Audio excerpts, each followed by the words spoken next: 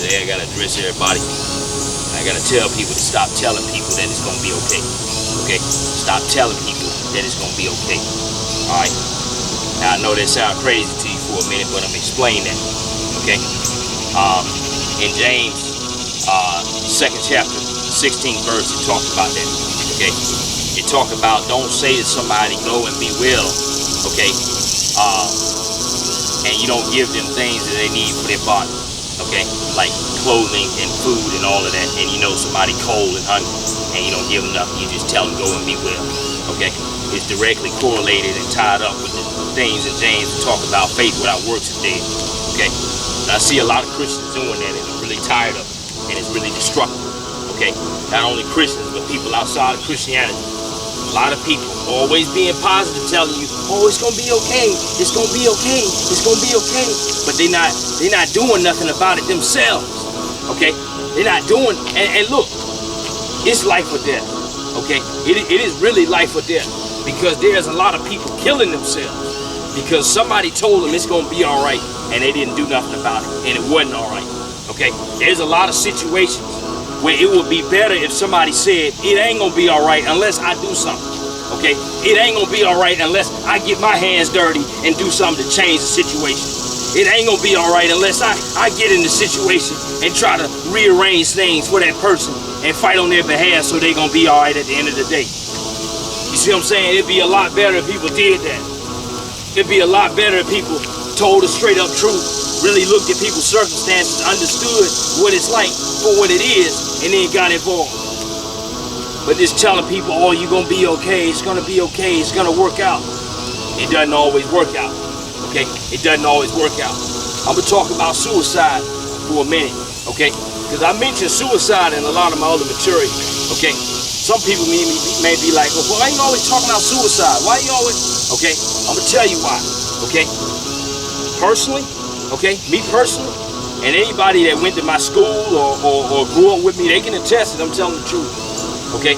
I can name personally people that I knew and talked to, okay? I'm talking people that I knew and talked to, okay? If I had to count on my hand how many people that I personally knew and talked to and did stuff with that killed themselves, okay? I run out of fingers on this hand, and I may be able to fill up the other hand, okay? People that killed themselves because they felt like there was nobody around for them, okay? They felt like there was nobody, and these are people, a lot of these people, okay, I ain't gonna mention no names, but a lot of these people, okay, they had the illusion, everybody was so surprised because a lot of these people were popular. A lot of these people had a lot of friends. A lot of these people had everything on the outside that somebody would look and say, I want to be like that guy, and they killed themselves, okay? Because it wasn't all right, even though everybody around them was telling them it's gonna be all right. And some of these people are hard to find. It's one of the greatest tragedies of the modern age, the fact that you're not killed no more by lions or saber-tooths or bears or poisonous snakes or nothing like that. No, you ain't killed by gangsters, you ain't killed by dangerous people, robbers or nothing like that. No. People are killed because they kill themselves because of the pressure of the lack of love that they don't feel. Whether they have it or not, it's not being communicated to them. So they don't feel like they have nowhere to go, nothing to live for, so they kill themselves. That's one of the worst things about suicide. It's completely 100% preventable in a lot of cases. All you gotta do is reach out and show that you care. But we just steadily ignoring people, telling them, oh, it's gonna be okay, it's gonna be okay. And a lot of the people that do that, okay, some of them do that. I'm not saying everybody does it, but some of them do that, okay, out of the fact that they don't want to deal with it themselves. And they don't want to see somebody with real problems, because that would mean they have to do something and they feel guilty. So if you just say to them it's gonna be okay, and they take it hook, line, and sinker, then you don't have to do nothing. Then you can go back to watching TV or whatever you're doing, okay? And that's what a lot of people are doing, including in church, okay? Including in church, including in Christianity. And that ain't what it's about. People always talk about their joy, have joy, have joy, have joy, okay? But what was Jesus known for in the book of Isaiah? He was a man of many sorrows, okay? Jesus talks about mourning with those who mourn, rejoicing with those who rejoice. Okay, Jesus, the shortest verse in the Bible, Jesus wept. Okay, he wept with people that he was getting ready to resurrect the person that they were mourning over. Okay, that's how important empathy was to Jesus. Okay, that's how important empathy was to Jesus. A lot of people take that to mean in Christianity, you flash your joy in front of everybody. And then people that's clearly broken and hurting, you just flash your joy in front of them, say, oh, it's going to be okay, and you send them on their way. And that's one of the worst things you can do to a person in bad situations like that. It's one of the worst things you can do to somebody that's really hurting and wants somebody to really understand where they're coming from. Okay?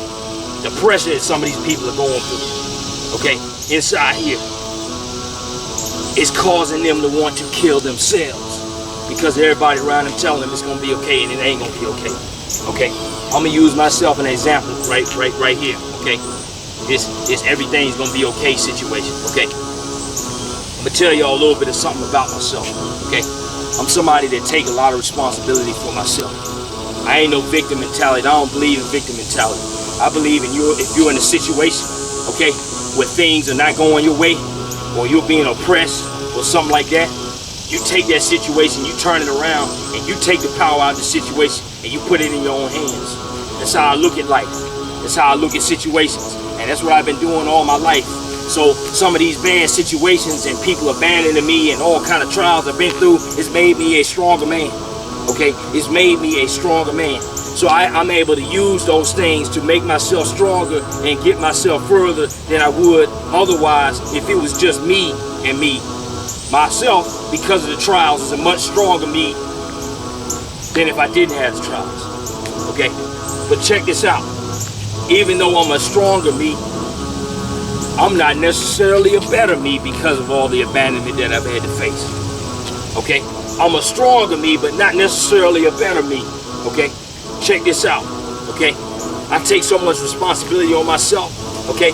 All the content that you see from me, you know, whether it's books, whether it's animation, okay, whether it's me doing voices for the animation, whether it's me doing the music, I do it all myself.